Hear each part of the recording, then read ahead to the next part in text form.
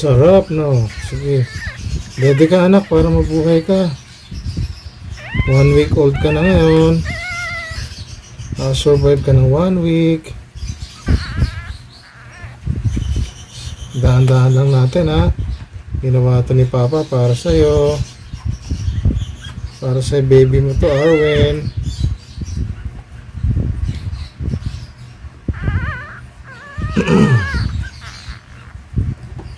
Kailangan ang tangi mo. Kulang pa. Tsaga lang tayo. Pasensya na, huwag mo galit. Oh.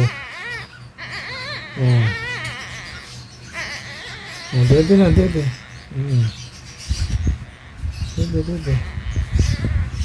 Para lumaki ka. Malusot. Para pagka ready na uli yung utong ni Mama Fanny mo, pwede ka nang dumede. Nagalit na si Fanny, nahanap ka, oh. Ang dali lang po. Kasi hindi mo na, wala pa naman gatas yung dede mo, eh. Kaya ito muna, alternative, di ba? Milk replacer.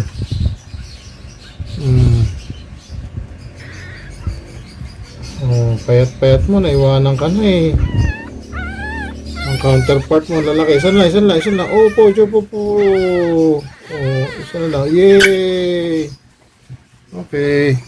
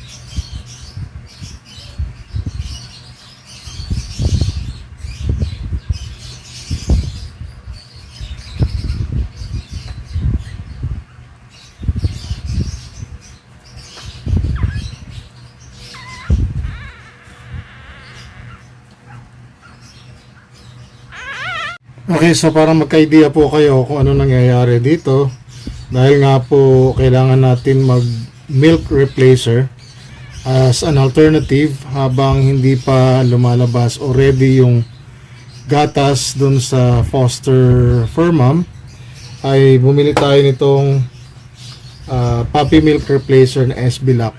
Opo, malaki na yung binili natin kahapon para dun kami sa Cartimar, pinabili ko po sa wife ko. Shoutout po dun sa tindahan. Hopefully po makatulong to. Hindi po ito talaga ang best milk para sa puppies, pero syempre mother's breast milk is still the best. Kaya lang kailangan nga po natin ito dahil nga yung mother ay kinakapos ng gatas, at isa pa dahil syempre siguro naka set na yung body clock niya dun sa mga mas may edad niyang tuta talaga na toy poodles, no? Kasi ito mas maliliit, supposed to be every 2 hours. Ngayon habang tumatagal kasi yung pag may nagkakaedad na yung mga puppies, medyo napoprolong na yon, hindi na 2 hours, posible ng 3, 4, 5 hours, no? Habang sila lumalaki. Ngayon dahil mas malalaki na yung mga anak niya, so yung body niya naka-align dun sa mga puppies niya. Dahil itong chihuahua ay 1 week old pa lang, so naisip po natin magbigay nito. At ito po ay mainit na tubig. Ano po, hindi ganun kainit. Tinitimpla dito sa daliri ko, sa kamay ko, na ganyan ko, tinetest ko yung ano niya, kung pwede na, no? Para din tayo nagpapadede ng bata. Tapos dito ko siya tinimpla sa tasa. Mainit-init pa po ito. At dahil isa lang naman po yung bibigyan ko na yun, dahil siya yung pinaka-weak sa kanilang magkakapatid sa 4 na chihuahua puppies, no? So ito lang, kaunti lang, no? Para lang ma-boost yung kanyang health. At dahil hinahanap na siya ng kanyang mama dog, binigay ko na siya doon para naman hindi naman mag-alboroto na o hindi na mag-worry. Mas stress pa sila pareho, ano po. Pero siyempre kailangan ng todong pag-iingat dahil una, posible pong parang malunod yung puppy, kaya dahan-dahan lang. Nag-iingat po talaga ako, dahan-dahan lang dahil pwedeng pumasok doon sa kanyang lungs. Tapos pwedeng maging cause din ito ng diarrhea pag nasobran sa timpla o parang ganyan. At syempre, pwedeng maging cause din ng pneumonia, sabi nga ng mga experts, ng mga veterinarians. So I'm taking the chances po para ma-survive itong puppy na hawak ko kanina sa pamamagitan po ng milk replacer na hopefully ay makatulong na po. At yung sobra nito, pwede kong palamigin pansamantala sa ref. Kung hindi naman, pwede ko ibigay dun kay Mama Dog, po, para makadagdag din sa kanyang immune system tsaka sa health niya, po, ganahan din siya, po. So yun ang ating kabanata ngayon. At nawa po kung meron kayong better ideas or good suggestions po, please comment down below. I would really appreciate it. And thank you so much po sa lahat ng mga sumusubaybay dito kay Skipper TV. Marami po salamat at tsaga-tsaga lang po. May awa po ang Diyos. May susurvive ko itong 4 na to. At siyempre po, kung kayo ay mayroong magandang may mumungkahi, talaga pong tatanggapin ko yon at pag-aaralan ko kung ano talaga yung makakabuti. Lahat po ito ay para po sa ibubuti ng bawat isang puppies natin. At siyempre po, alam ko na meron ding mga nakaranas sa inyo na katulad na sa akin o baka mas mahigit pa. Ako po ay naka-align ang aking experience sa inyo. So maraming po salamat. At para po doon sa hindi pa nakasubscribe, please subscribe to my channel Skipper TV. And salamat po doon sa lahat ng mga nagla-like, nagsusubscribe, nanonood ng aking Skipper TV YouTube channel. At siyempre po, paki-follow din yung aking Facebook page Skipper Dean TV at yung aking TikTok Skipper TV. Po. So maraming pong salamat.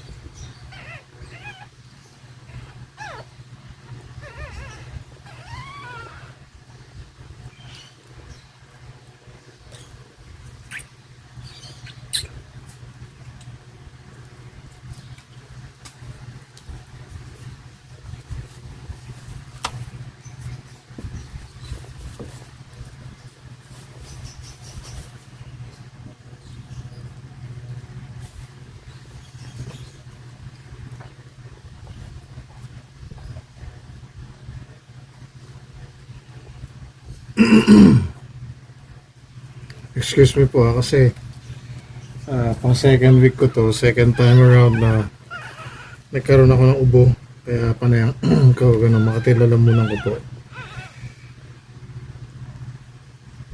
Siguro dahil po sa klima.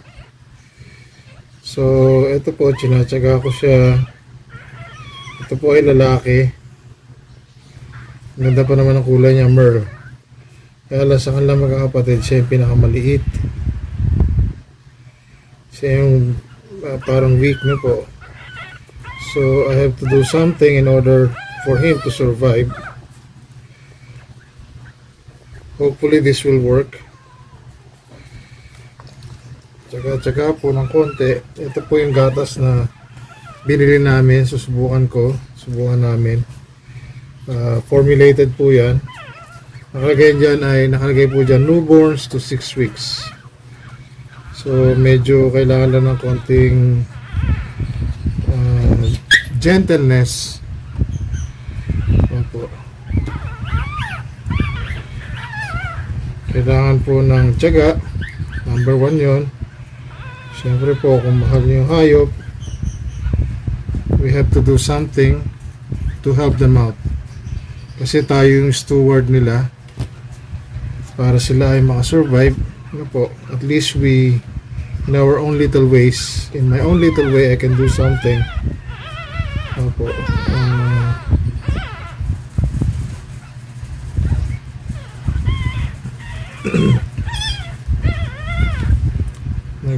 nagre-react na siya kasi nga ang gusto niya lang palagi ay kasama yung nanay-nanayan niya. Kaya lang, hindi naman siya talaga dumedede. Oops.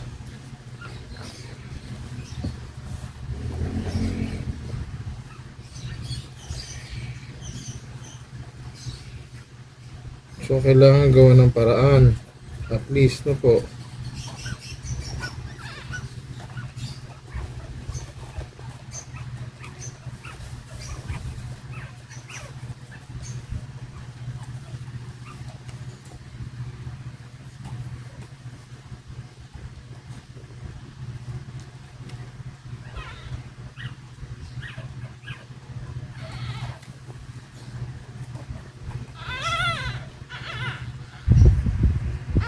Hopefully, ito po ay makatulong. Hopefully, kaunti na lang nilagay ko. Kasi maliit lang naman siya.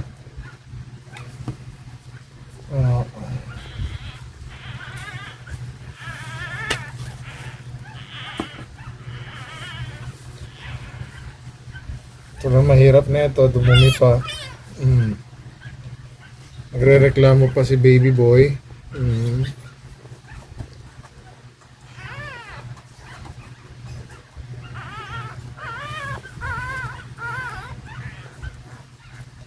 Sana lang. Oh. Sige. Re-react na yung nanay na niya. Gusto na siyang kuhanin. Akala kung napapano. At least magkaroon na laman yung tiyan mo. Konti lang naman. Oo naman. Para ikaw huwag ka na magreklamo. Ikaw naman.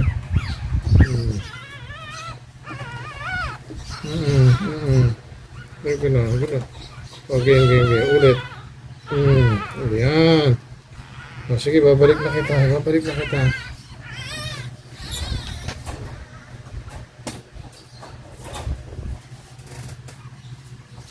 Okay, so yun po ang kabanata natin dito.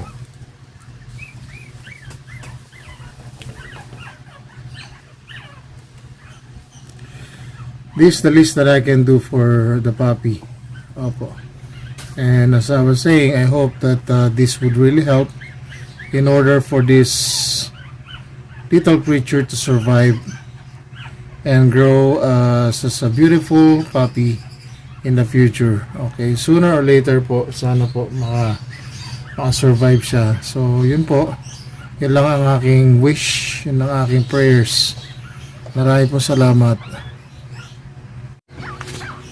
Okay, so dahil inilagay ko na siya dito, dahil umiyak na yung nanay, tinatawag na anak niya, nadidinig yung pag-iyak ng puppy. Oops, nandaganan yata ito isa. Huwag malikot kasi. So, binalik ko na siya dito. At hopefully, dumedi siya. Ayan. Sige na, anak. Ready ka na. Kita mo yung 3 mong kapatid, Napaka-active nila. Alam niyo po, I'm hoping na this one would really survive with the help and of God. Opo, prayers po talaga. Kasi sa totoo lang nararamdaman ko pag hinahawakan ko, weak na yung kanyang body. Tapos yung temperature niya kumpara dun sa tatlo ay iba. Kasi yung tatlo ay, nakikita niya, napakalilikot, napaka-active, tsaka warm yung kanilang body temperature. Ito ay medyo medyo cold na siya. So siguro nga dahil nga epekto nung siya una-una na epekto, sana dumedi siya. Well, may time naman na talagang dumedede siya dyan sa utong, hindi ko naman pwedeng ibuka yung bibig niya rito. Pinopokus ko lang yung kanyang uso doon sa utong nung nanay niya, nung kanyang foster mom. So baby, sige na, at least nakakatulong din po itong warm ng nanay tsaka yung pagka-rest niya sa babies na to para lumaki-laki sila, magkaroon sila ng nutrition tsaka lumakas yung kanilang immunity. So yun, sa background po madidinig natin may mga umiiyak na. Gising na kasi yung isang toy poodle na anak talaga nitong nanay na to, pero hindi muna natin paparinig ng todo kasi pag nadinig niyan madidistract na naman siya. So hopefully po ito ay magtuloy-tuloy. Ayan, ilalayo ko siguro ng konti. Nagising yung isa, naglalaro. Ayan, natatanong ko siya sa loob ng box, plastic container. Anyways po, marami pong salamat talaga. Hopefully po may survive natin to with the help of God. Salamat po. At syempre po, through the instrumentality of Fanny, it's a blessing na kahit pa paano kumakain na siya. Yung pagkain niya nandito lang sa tabi niya. Po. At sana po, hello sweetheart. Salamat ng marami po.